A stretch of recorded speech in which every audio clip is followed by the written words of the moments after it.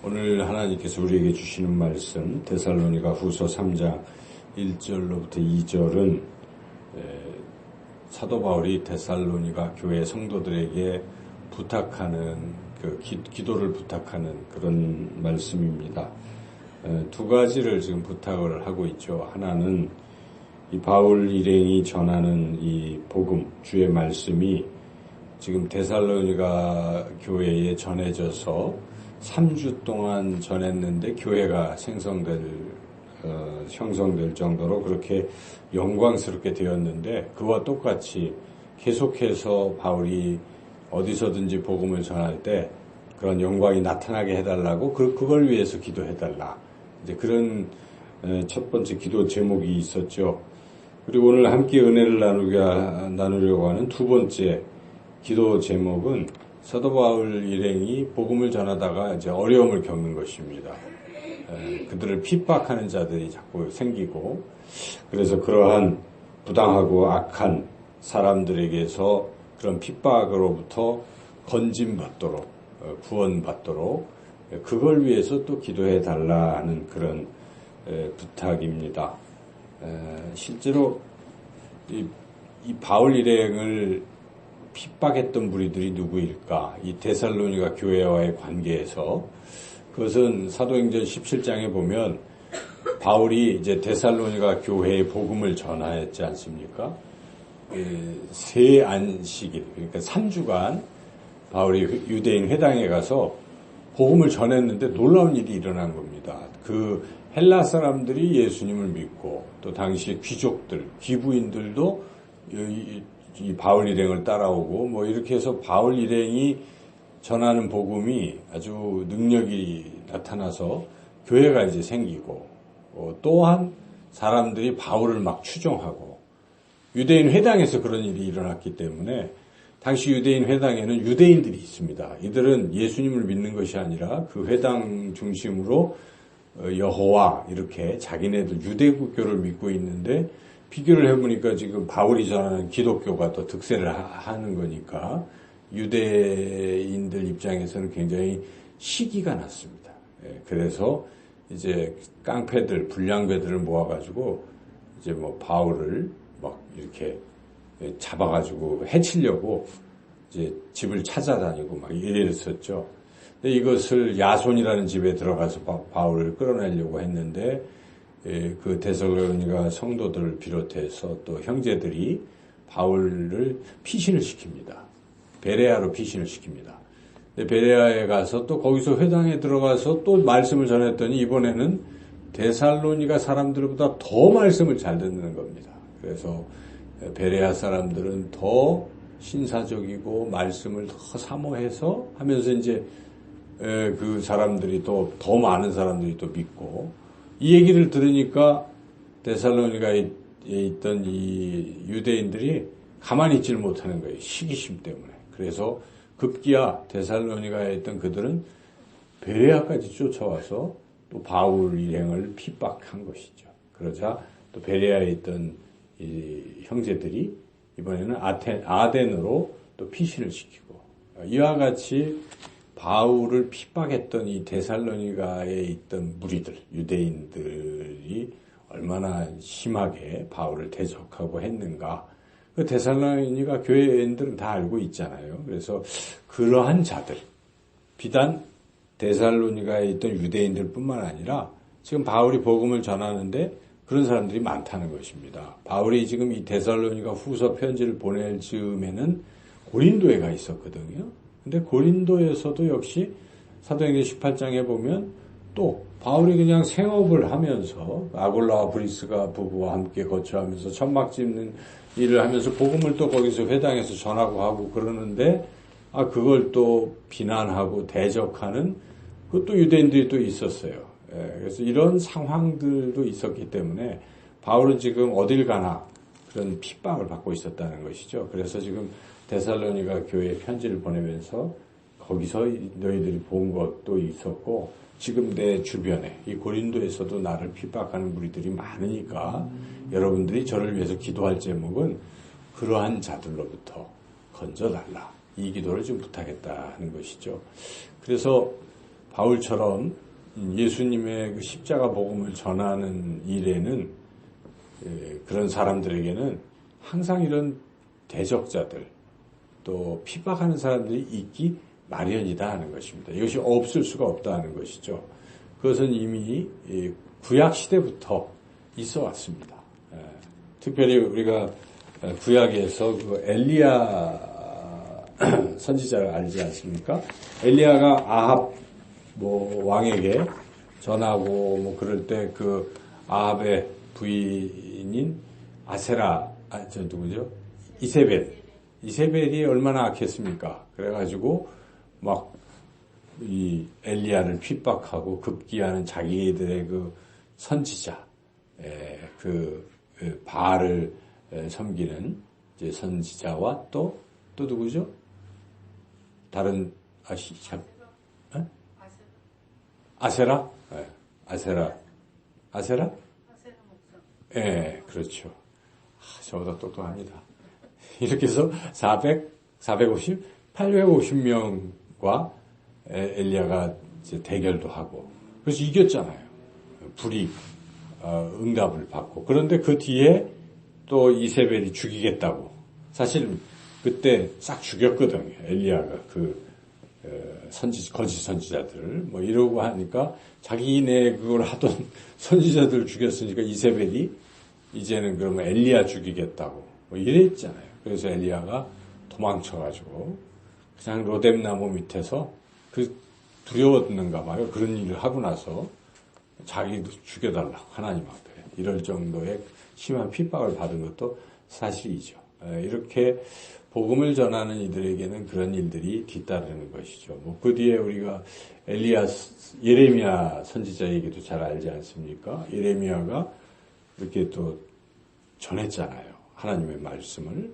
근데 그 전하는 내용이 좀 이상했던 것이죠. 자기네들이 보기에. 항복하라 이런 얘기 아니겠습니까? 원래 너희들이 범죄했기 때문에 망하는 건 당연하다. 바벨론에 의해서 망하니까 좀 피해를 줄이기 위해서는 항복해라. 순순히. 이렇게 얘기를 했기 때문에 백성들이나 이런 사람들 입장에서도 그게 잘 먹혀 들어가지 않겠죠. 항복이라니 나라를 지켜야지 이러면서 왕 이하 백성들이 다 예레미야를 뭘로 봅니까? 아주 나쁘게 보고 예레미야가 그런 토굴에도 갇히고 핍박을 또 당하는 거죠. 그런데 예레미야 하나님 말씀을 전하는 것인데 그들을 위해서 근데 그것을 제대로 안 듣고 또 역시 핍박을 받았던 것이죠. 그리고 바벨론에 끌려갔던 사람 중에 누가 있습니까? 다니엘. 또 다니엘의 세 친구도 또 핍박을 받지 않습니까? 그들이 금신상에게 절하라 못하겠다. 또 사자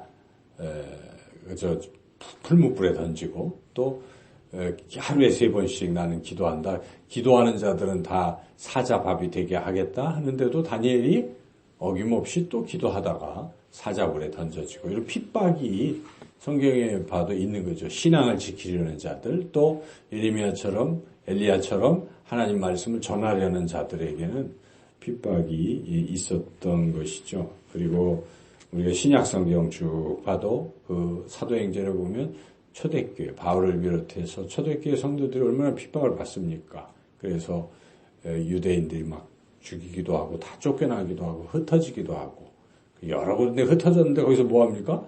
또 복음을 전하고 이런 일들. 그래서 핍박 속에서도 그런데 교회가 망한 게 아니라 오히려 핍박을 통해서 이렇게 쫙 더 성장하는 이런 역사가 일어났죠. 그걸 우리가 사도행전을 통해서 보는데 이제 기독교회 역사에서도 저 드럼에서 소리가 나죠. 제가 이렇게 할 때 기독교 역사에서도 이제 그 초대교회 때 그런 핍박이 많이 있었죠. 그래서 그 로마 제국이 또 핍박을 했습니다. 그래서 대표적으로 시작했던 때가 네로 황제 때, 이제 AD 한 60여 년경부터 시작해서 그때 베드로가 순교하고 사도 바울이 순교했어요. 그때 네로가 이제 기독교를 박해하기 시작했는데 사실은 로마 입장에서는 이 박해하는 이유가 이제 기독교가 자꾸 성장했기 때문에 박해했습니다. 똑같이 이제 로마 황제 외에 다른 거를 섬긴다든지 그런 것을 이제 허용을 하지 않잖아요. 로마 황제를 섬기라고 하는데, 근데 유대교들은 그걸 진짜 안 합니다. 여호와, 유일신. 그래서 이스라엘 사람들은 로마 황제를 안 섬기는 거예요, 사실. 그런데도 로마가 이스라엘은 내버려 두거든요. 근데 유독 기독교만 핍박을 한다는 것이죠. 왜 그렇습니까? 그것은 이스라엘 유대교는 다른 민족에게 복음을 안 전해요. 배타적이기 때문에 지구들끼리만 믿는 거예요. 그러니까 로마 입장에서는 그거 탄압할 필요가 없거든요. 근데 기독교는 그게 아닙니다. 기독교는 이방인들에게 복음을 전하니까 이게 계속 이 로마 속국들의 사람들이 넘어가는 거예요. 다 넘어가면서 이 자기네들을 위협하는 거죠. 세력이 점점 커지기 때문에, 그래서 로마 당국이 이 기독교를 핍박한 것입니다. 기독교의 유일 사상을 넘어서 세계화되어 가고 있기 때문에, 성장하고 있었기 때문에 핍박을 시작한 것입니다. 그래서 정치적으로 보면 그런 거죠. 그래서 네로 때부터 시작해서 핍박을 하다가 이제 도미티아누스 90몇 년경에 가장 핍박이 심했잖아요. 그게 바로 이제 요한계시록의 배경이 되는 것입니다. 요한계시록에 보면은 그게 네로라고 하는데 네로가 아니에요. 도미티아누스입니다. 왜냐하면 사도 요한이 쓸 때가 90몇 년에 쓰고 있기 때문에 당시에 핍박하는 자는 로마 황제의 도미티아누스죠. 그래서 그 핍박 속에서 이제 어떻게 견딜 것이냐, 이게 바로 요한계시록의 그런 그때 당시의 배경이고, 그 이후에도 앞으로도 그런 핍박은 계속 있을 것이다. 그러므로 동일하게 크리스찬들은 신앙을 지켜야, 핍박을 잘 견디고 지켜야 한다. 네, 그런 것이죠. 그래서 그 뒤에 이제 그때부터 시작돼서 핍박이 계속 됐다 안 됐다 하면서 300년까지 이 로마 제국 내에서 기독교인들이 핍박을 받은 것입니다. 근데 어떤 왕들은 이렇게 또 핍박을 했다가 또 잠깐 또 놔줬다가 핍박하는데 굉장히 많은 사람들이 죽은 거예요. 이 기독교인들이 그 사이에. 그런데 이상하게도 오히려 기독교는 더 성장한 것입니다. 더 성장을 했어요. 그래서 기독교의 성장은 순교를 통해서 성장한다, 피를 통해서 성장한다 하는 말이 있을 정도로 기독교가 계속 급성장을 하게 되니까, 급기야는 이제 한 AD 313년 경에는 그때 콘스탄티누스가 황제가 됐는데 이미 기독교인들이 너무 많아진 거예요. 이거 핍박하고 될 문제가 아니에요. 그래서 오히려 국교화시킨 거예요. 그래서 그걸 가지고 정치적으로 하게 된 것이죠. 그래서 밀라노 칙령으로 인해서 이제 완전히 로마에서는 기독교가 국교가 돼버린 것이죠. 그게 다 정치적인 그런 건데 하나님의 역사가 그런 것입니다. 그래서 우리가 이 신앙생활을 함에 있어서 박해를 견디지 못하고 그냥 죽어버리면 끝나는 거예요. 그런데 박해를 통해서 오히려 더 강하게 일어나면 결국은 대적자들을 물리칠 수 있다는 것이죠. 그걸 통해서 우리가 깨달았죠. 그런데 그렇게 해서 성장했는데 이게 또 편하니까, 이 역사를 보면 또 한 1000년쯤 되면 어떻습니까? 너무 융성하다 보니까 타락, 부패, 성직자들의 타락, 이래갖고 AD 1000년 중세 시대 암흑기라고 하지 않습니까? 그런 시기를 거쳐서 결국 1500년에 올해가 이제 100주년이 되는 거예요. 1517년에 종교개혁이 일어났으니까 지금이 2017년이잖아요. 500년 되잖아요. 그러니까 종교개혁 500년 차, 500주년. 그래서 다시 종교개혁이 일어나게 된 것이죠. 그렇게 핍박이라는 것이 계속 있어 왔다 하는 것인데, 오늘날은 어떻습니까? 제가 그래서 인터넷에서 요즘에 이 기독교인들의 핍박이 어떤 상황인가를 열심히 조사를 한번 해본 거거든요. 그래서 동영상을 보려고 했는데 그것은 잘 못하게 됐지만은 제가 구두로 설명을 드린다면 이 지금 세계 핍박의 현황을 조사하는 이런 단체가 있습니다. 그런 단체에서 이제 발표한 자료들을 보면 이런 게 나오는데요. 그게 이제 그 단체가 오픈 뭔데요? 예, 그런 게 있어요. 예, 그래서 거기서 이제 50개 나라의 세계에 이제 기독교를 가장 많이 박해하는 나라 50개국을 이렇게 선정하고 그러는데 1등이 어느 나라인 줄 아십니까? 북한인 거예요. 근데 그게 14년 동안 북한이 계속 1등을 하는 거예요. 그러니까 북한에는 숫자 파악도 안 된대요. 기독교가 한 7만 명 정도가 있을 거라 이렇게 추정이 되는데 뭐 어떤 그 밝혀지면 죽이거나 아니면 수용소에서 그냥 평생 수용소에 있는 거예요. 기독교인. 그래서 한 집안에 기독교인이 발견이 됐다. 그러면 그 가족들도 같이 기독교인이면 몽창 다 정치 수용소에서 그냥 죽을 때까지 다 거기 있는 것이고, 그런데 안 믿는 자녀들이 있다 그러면 그렇다고 뭐 용서하는 게 아니에요. 그 어떤 또 다른 데로 데려가서 거기서 교화소 같은 데서 그런 고통을 겪고 이런다는 것입니다. 그래서 북한에서는 가족들끼리도 예수님 믿고 서로 모여갖고 예배 드리는 게 불가능하다는 것이죠. 발각이 되면 다 그렇게 되기 때문에. 그러면 기독교에서 북한의 기독교가 왜 이렇게 자꾸 있는가? 그건 이제 탈북자들이 또는 먹고 살기 힘드니까 중국으로 자꾸 넘어가잖아요. 넘어갔다가 예수님 믿는 거예요. 그래서 정경이나 이런 걸 갖고 다시 들어가는 것이죠. 오히려 이제 믿음을 확실히 가졌기 때문에 그걸 전하려고 이렇게 해서 지금 전도가 되고 있는 게 지금 그런 거죠. 근데 걸리면 이제 그렇게 북한은 아주 지금 어려운 상황이에요. 우리가 이런 상황을 잘 모르잖아요. 저도 자세히 몰랐는데 제가 이 인터넷을 보면서 참 그런 상황이 있구나 하는 게 참 안타까운 상황들이 참 많이 있다는 것이죠. 그 다음에 이제 2위, 3위가 그 이라크, IS 세력이 있는 이라크, 시리아, 뭐 이런 데는 뭐 우리가 언론을 통해서도 알지만은 그냥 그 기독교인 마을은 그냥 다 제거하는 거예요. 쑥대밭을 만들고. 그래서 IS 점령지 내에서는 기독교가 지금 발붙일 수가 없는 것이죠. 그리고 자기네들의 점령지가 아니더라도 IS 그 테러를 이용을 해가지고 이슬람권에서 기독교 믿는 사람들은 또 계속 지금 테러를 가하고 있는 거예요. 여기저기서. 그게 지금 근데 이 현상이 점점 심해지고 있다는 것입니다. 그래서 작년보다 올해 거기 조사는 물론 작년 거를 조사한 거예요.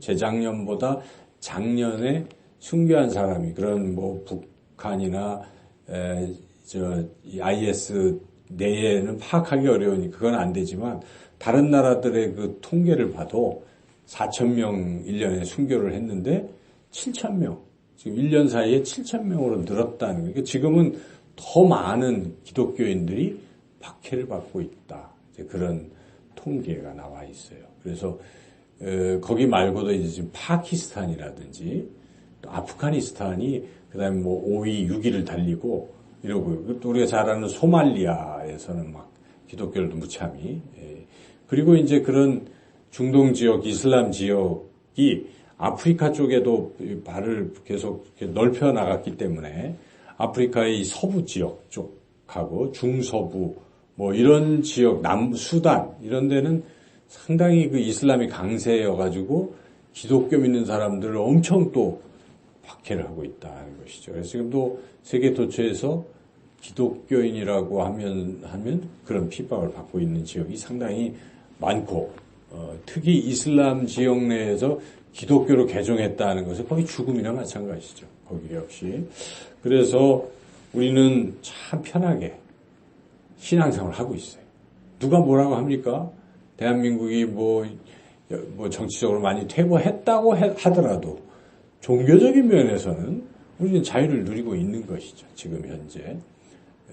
그런데 우리가 이런 편안한 상황 속에서 박해받는 어떤 분들을 깊이 또 생각해 봐야 한다 하는 것이죠.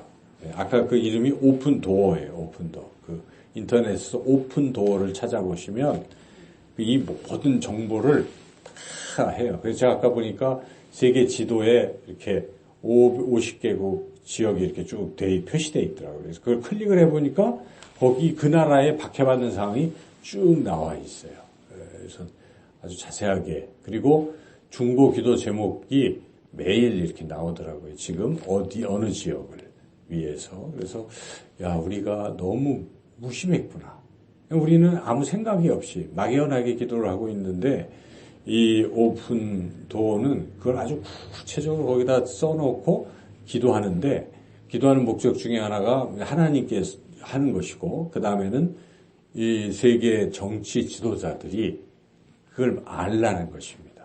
그래서 아직 어느 나라에서 이렇게 기독교를 박해하고 있구나. 그래서 정치적으로 또 해결이 돼야 되니까 그렇게 하고 있더라고요. 그래서 이런 노력들, 이런 애씀이 있기 때문에 그 박해받는 자들에게 그래도 구원의 손길들이 뻗칠 수가 있는 겁니다. 누군가 기도를 하고 애를 쓰고 있기 때문에 그런 것이에요. 만약에 입장을 바꿔서 우리가 박해를 받고 있다고 생각할 때에 이 절망 속에서 어떻게 할 것인가? 누군가 날 위해 기도하는 사람이 있다면 얼마나 큰 힘이 되겠어요. 천군만마를 얻는 것일 것입니다. 하나님은 그걸 원하시는 거예요. 그래서 하나님께서 막 강제적으로 다 이렇게 하실 수도 있겠지만 하나님은 역사를 그렇게 운행하시지 않습니다. 항상 사랑과 함께 하시기 때문에 우리가 할 일은 기도를 해야 돼요. 우리가 중보 기도를 해야 됩니다. 이런 핍박받는 자들을 위해서 기도해야 돼요. 그래서 골방에서 세상을 움직인다. 하나님의 보좌를 움직이고 골방이 열방을 이렇게 움직인다. 이런 얘기도 있잖아요. 그래서 우리가 정말 해야 됩니다. 중보 기도를 해야 돼요. 특별히 오늘 본문에 사도 바울이 이렇게 핍박받으면서 이 교인들에게 이거 핍박으로부터 벗어나게 해달라고 기도해다오 부탁하지 않았습니까? 오늘날도 똑같은 거예요. 우리가 이 핍박받는 분들을 위해서 기도로 도와야 된다는 것입니다. 우리가 선교를 위해서 선교사를 위해서 기도하는 것도 중요해요. 그런데 믿음을 지키기 위해서 그분들은 믿음을 지키기 위해서 목숨을 내놓고 있는 거지. 북한에 있는 분들이나 이슬람권에서 개종하는 그 분들은 정말 목숨을 내놓고 있는 거예요. 이러한 분들을 위해서 우리가 기도로 도와야 한다 하는 것입니다. 오늘 말씀 통해서 우리가 이후에 우리 교회도 그런 것을 좀 끊임없이 기도하고 기도 제목을 싣고 주보해 놓고 같이 순교당하고 핍박당하는 이들을 위해서 기도하는 그런 일들을 해야 되겠습니다.